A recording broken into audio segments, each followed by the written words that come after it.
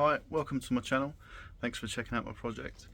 So I think in this first video I just want to talk a little bit about the vehicle itself and the plans going forward. So yeah, let's take a quick look and I'll tell you about it. So this is my 1983 Ford F150. I've had it for about 5 years. Unfortunately, it's been off the road, no, maybe 6 years, but it's been off the road for about three years now.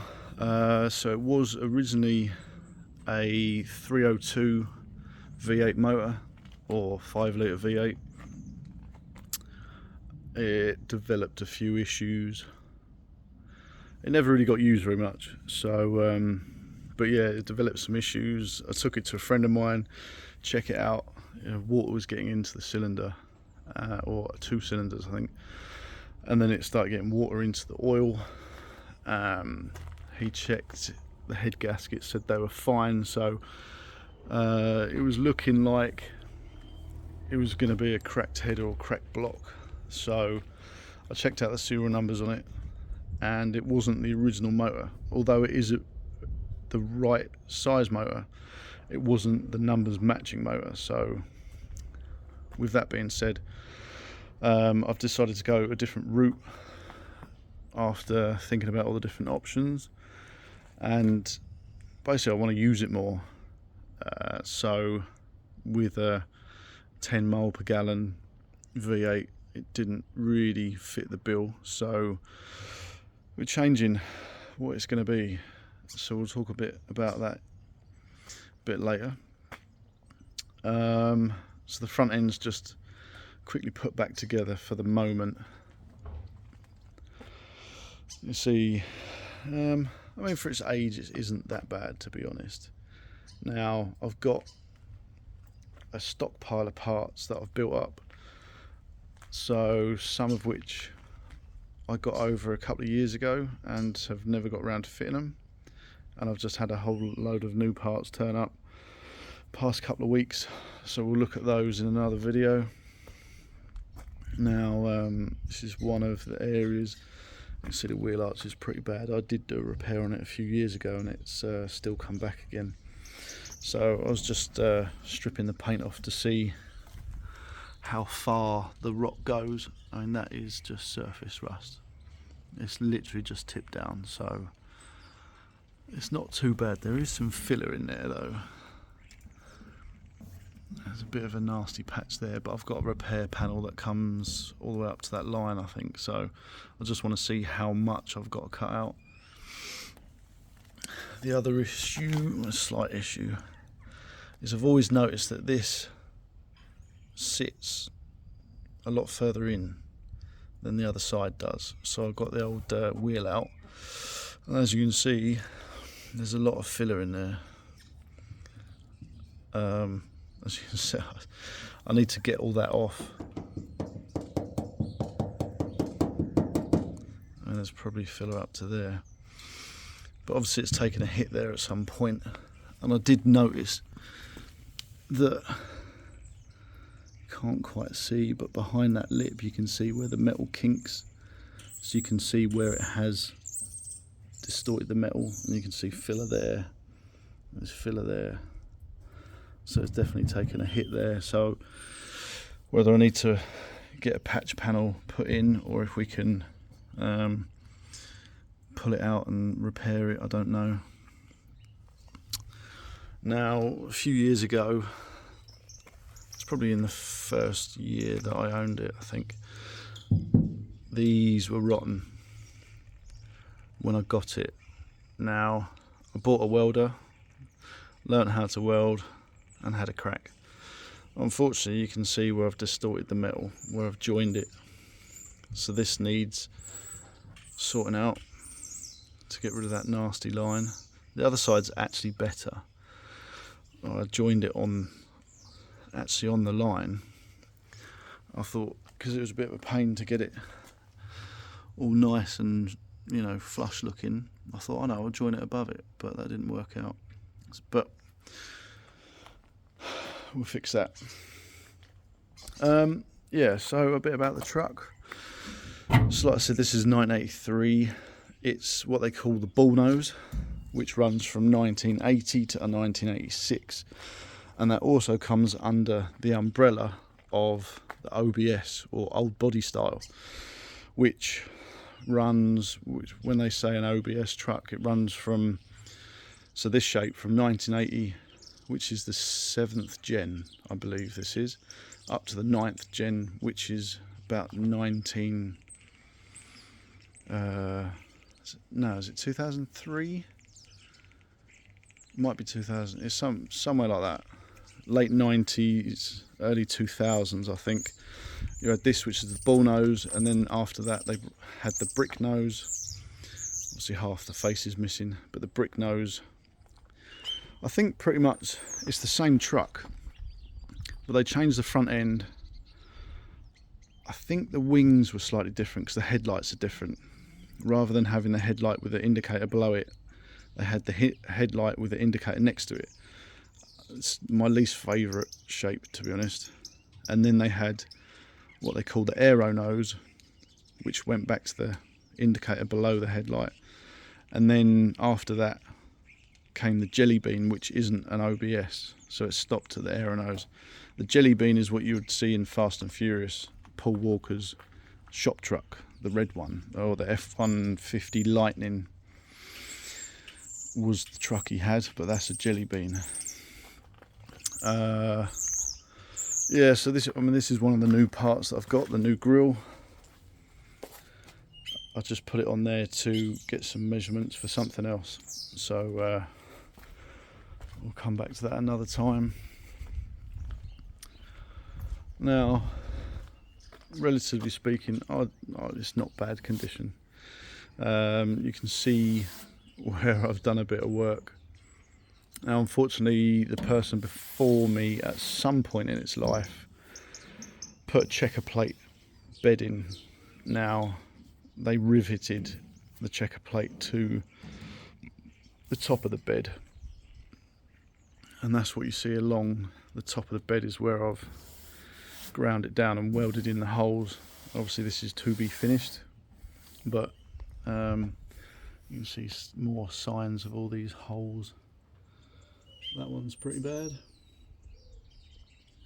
I've not done those because, as you can see, the front panel is rotten where they had the checker plate in, and water's just sat underneath it because it wasn't sealed. They had the bottom was a separate piece to the rest of it, so water just got underneath it and just sat there, and it's rotted out the bottom of the bed. Now I've got a new front panel which is on its way, so that should get rid of most of that nastiness, and then I'm going to do something a bit different with the actual bed itself. The rest of it, all the sides and that, are solid. It's just where all the rivets were and the water sat on the bottom that's knackered the bottom completely, so I'm not going to bother trying to repair the floor itself. I'm just going to get rid of it and do something a bit different, but we'll get there eventually, and we'll talk more about that another time. So this is the original grille, which I don't dislike, to be honest, but I wanted something a bit different, so that's why I got the billet alley grille. You can't really see, you can see it a little bit. So there and there, so all the way along. So I think there's 8 holes, 2, 4, 6, 8. No, it's 12. So there's 12 holes. So for some reason they put, they drilled holes in a perfectly good tailgate and just put a dome-headed bolt through. I guess it's for a certain type of look. It didn't do anything, but I didn't like it personally, so again I've got rid of those, welded them up. You can see the inside holes there. Just put a bolt through it, no reason. It's a massive shame. Now this isn't the original colour. As part of the original colour it was brown and beige. That will be changing. Now you see the bed doesn't line up. Well, that is because that I've cut all the bolts out, and it's actually loose at the moment, so it's not sitting on there correctly because I've been jiggling it about.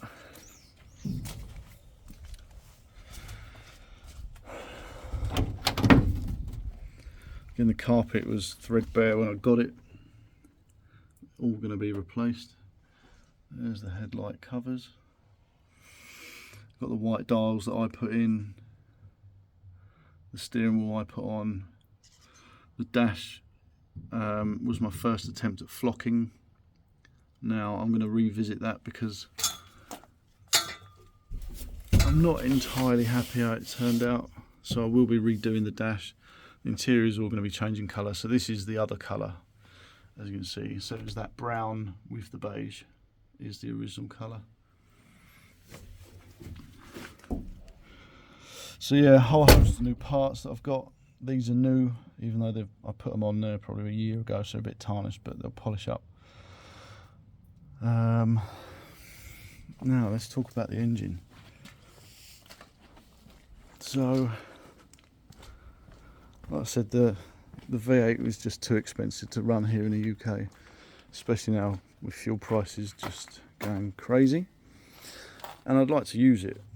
It's in the time that I've had it, it's just not been used anywhere near enough. So the plan's to daily it, and I can't do that with the V8. So oh, that sounds nice. Oh, just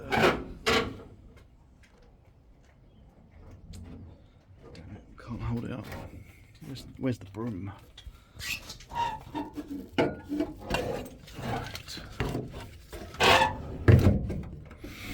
Okay, so we do have a motor in here. It's not bolted in at all. But it was just a test fit, see what I needed to take out, etc.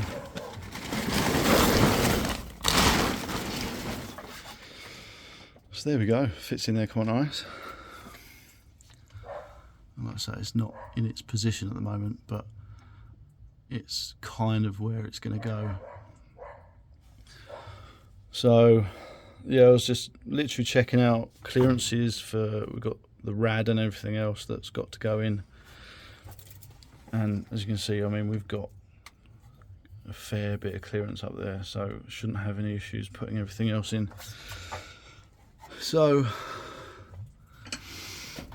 you may not know, some may know, you might know because I might put it in the title, that this is a 3-litre turbo diesel, and it came from a 2004 BMW 530D. So this is the M57, which is an incredible engine used for a lot of conversions, especially in Land Rover Defenders. It's very popular with them. So's the Mercedes OM606 engine, both 3-litre turbo diesels. These are a lot easier to find from what I can, from what I found, but still a super capable engine. Get loads of power out of them. Standard. Now, this being the 3-litre, or coming from the 3-litre, it's about 220 horsepower, something like that. 500 Newton meters, 300 and something foot-pound, I think it is. Depends where you look, but something like that. Now, they use the same engine in the, I guess it's the same for the 3 Series, but the 525, it's actually the same 3-litre engine, it just has a smaller turbo, and I'd imagine, you know, obviously the map's different and there might be some other slight differences, but the engine itself is the same from what I understand, but it's also the same as the 535. So the 535 actually has a 3-litre engine, not a 3.5, but that has a twin turbo setup, and obviously maps and stuff are different, injectors are probably different, and maybe a few other little bits, but essentially the same engine. So with a stage 1 tune, no, so this is the EGR cooler. The EGR is, the intake manifold's not on it at the moment, but the EGR is attached to that, and that's going. So is the cooler going, also the DPF is going, all the stuff that isn't necessary. So with a stage 1 tune, we should be looking about 300 horsepower and I think something like 500 foot-pound of torque. So more than capable of the job I need it for. More power and torque than the V8 ever made. And should be a lot more economical to run. Hopefully somewhere around 30-35 miles per gallon. We'll see. We'll find out when we get there. But so this is where I'm at the moment. Now the next step, I'm going to be taking the front end back off. Again, I only put it back on the other day, and that was just to check clearances, take some measurements and all that sort of thing. I'm going to pull the engine out, give it a clean up. I've cleaned some of it up, but it needs to come out. New belts. Rocker cover gasket needs changing because that was weeping a little bit. I'm going to make some modifications to the intake manifold. No, not the intake manifold. To the rocker cover. This is all part of the rocker cover. Now, there is one difference with the 535 because it has a twin turbo setup. The second turbo sits a lot higher. Now, this is where the original air filter would have gone, and we don't need anymore. So I need to remove this. Now, there are people that sell the 535 rocker covers, but they're expensive. So what we're going to do is we are going to trim the airbox part off of the rocker cover, which is the part that isn't on the 535's one. So if it goes horribly wrong, I'll have to buy one, but hopefully it won't go horribly wrong. Yeah, so we're going to pull the engine out, give it a clean and a paint, and sort out some little bits, and then time for the fun. Lift kit and new parts. So I've got all whole host of parts. I'll do another video on what the parts are and then start installing them. So we'll check those out in another video. This one's running on a bit already, but yeah, so this is the truck. Hope you like it. I didn't mention, so this is the extended cab, which is this section. So your regular cab would finish just behind the door. This is the extended cab version. In the earlier years, they didn't do, as far as I'm aware, please someone tell me if I'm wrong, they didn't do a double cab in the F150. I believe it was only the F2 and F350 that had a double cab. It's different now with the new trucks. You can get double cab F150 like you get the Ranger over here. They're a double cab. But it's the short bed. The long bed, I think, has an extra 2 foot on the bed. So essentially this is the same chassis as the single cab long bed, because the bed will come up to the back of the cab there. So that much extra on the back. So this is 18 feet. I believe the long bed is 20. It's at least 20 feet, if not 22. I don't think it's 4 foot, it must be 20 foot. So from what I can find out, these are quite rare here. Now I did look on, or did ask on some online owners groups, and I think there was only 2 or 3 that came back that actually had an extended cab short bed. There's more extended cab long beds that replied. Now there might be some super sleuths out there that might be watching this video. Now if you could tell me how many registered extended cab short beds there are in the UK, that would be amazing. More information is always welcome. I'm always looking to expand my knowledge base. Now I know there's more brick nose. I know a guy that's got a brick nose, which his is the extended cab, but his is the long bed, I believe. So I just want to know about this year, 80 to 86, extended cab, short bed. Now I believe there's less than a handful, so it does make it a pretty rare truck over here, which is cool. I mean, it's just yeah, good to know. But yeah, so hopefully you like what you see. I mean, that is going to be subject to, it's going to be Marmite, but yeah, it's what I'm doing. As far as I'm aware as well, this is the first M57 conversion in a bullnose. Now I know people have done it in the older trucks, especially the 50s trucks. I know there's a lot of BMW powered 50s trucks, but as far as I'm aware, this is the first bullnose. If I'm wrong, please do tell me. Again, it's always good to know, and especially if someone's done it before. There's a lot of questions that they could hopefully answer. So yeah, knowledge is key. Anyway, I'll do some new videos about the parts and what's coming next.